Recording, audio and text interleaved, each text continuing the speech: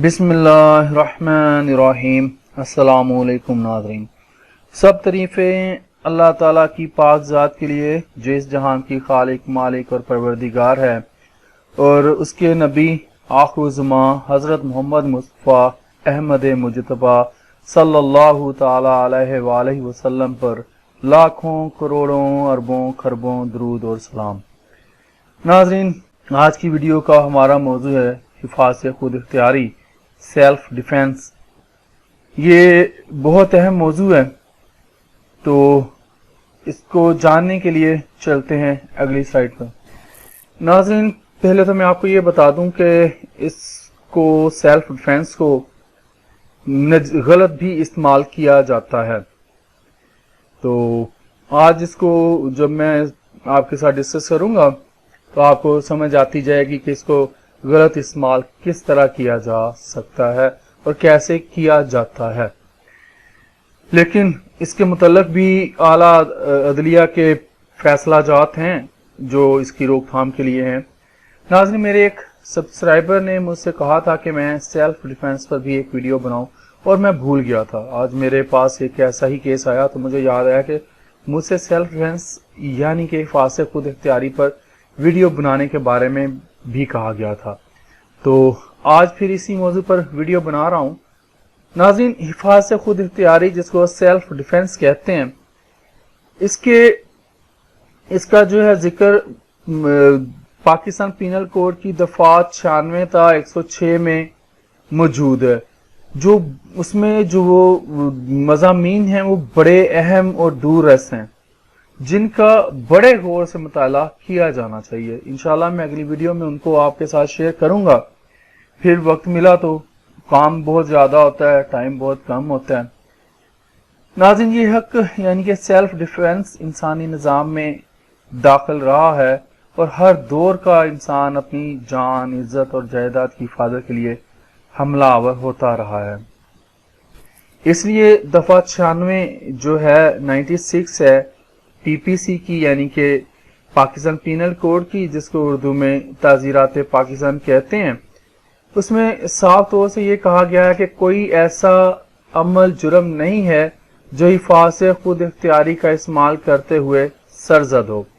नाज़रीन, लड़ाई झगड़े के तमाम मुकदमात जिनके नतीजा में मुखालिफ को ज़रबे खफीफ, ज़रबे शदीद वगैरह लगे या किसी की हलाकत हो जाए, और हिफाज़त खुद इख्तियारी का फ़ायदा जब भी किसी मुल्ज़म को कानून और वाक़यात की रूह से मिलता हो, हमारी अदालतें बड़ी फ्याजी से ये फ़ायदा देती हैं।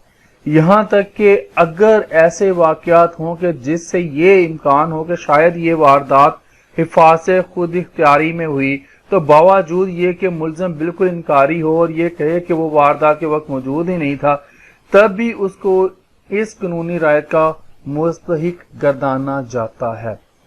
जिन मामलात में ये पाया जाए कि मुल्ज़म को हिफाज़त खुद इख्तियारी का हक हासिल था, मगर उसने मुकर्ररा हदूद से तजावज़ किया, तो इस तजावज़ के बावजूद मुल्ज़म को नरम सजा दी जाती है। मुल्ज़म की जान, इज्जत या माल पर जब भी कोई हमला किया जाए और मुल्ज़म अपनी जान या जायदाद के बचाव के लिए हमला आवर को जख्मी या कत्ल करे, तो मुल्ज़म को खुद अपने खतरे का जज मानते हुए भी अदालतें उसके तजावज़ात को भी दरगुजर और नज़रअंदाज कर देती हैं। नाज़रीन, अब केस लास की तरफ आते हैं तो आपको ये बताता चलूं कि सुप्रीम कोर्ट ऑफ पाकिस्तान ने और आला अदालतों ने मुतअद्दिद फैसलों में ये लिखा हुआ है कि मुल्ज़म अपनी जान का बचाव करते वक्त अपनी ज़रबात को सोने के तराजू में नहीं तोल सकता, और इसलिए इससे ये तवक्का नहीं हो सकती कि वह नाप तोल कर सिर्फ इतनी ही ज़रबात लगाएगा जो बाहर खड़े हुए तमाशाई या निकाह की नज़र में बचाव के लिए ज़रूरी हो। नाज़रीन, ये बड़ा अहम मौजू था सेल्फ डिफेंस का। इंशाल्लाह इस पर मैं एक और लेक्चर बनाऊंगा, तो आप अंदाज़ा कर लें कि इसका गलत इस्तेमाल कैसे किया जा सकता है और कैसे किया जाता है, तो कैसे कैसे लोग इससे बच जाते हैं, ये जो सेल्फ डिफेंस है। लेकिन आला अदलिया का और सुप्रीम कोर्ट का जो ये मैंने हवाले दिए उनके जो फैसला जात के, वो मंदीजा झील फैसला जात हैं। اسی موضوع سے ریلیٹڈ ہے۔ 1971 کا جو SCMR ہے اس کا صفحہ نمبر 800 ہے، وہاں پر بھی سیلف ڈیفینس کے بارے میں ایک کیس لا موجود ہے۔ اور 1972 کا SCMR اس کا صفحہ نمبر ہے 549، وہاں پر بھی سیلف ڈیفینس کے متعلق سپریم کورٹ کا ایک فیصلہ موجود ہے۔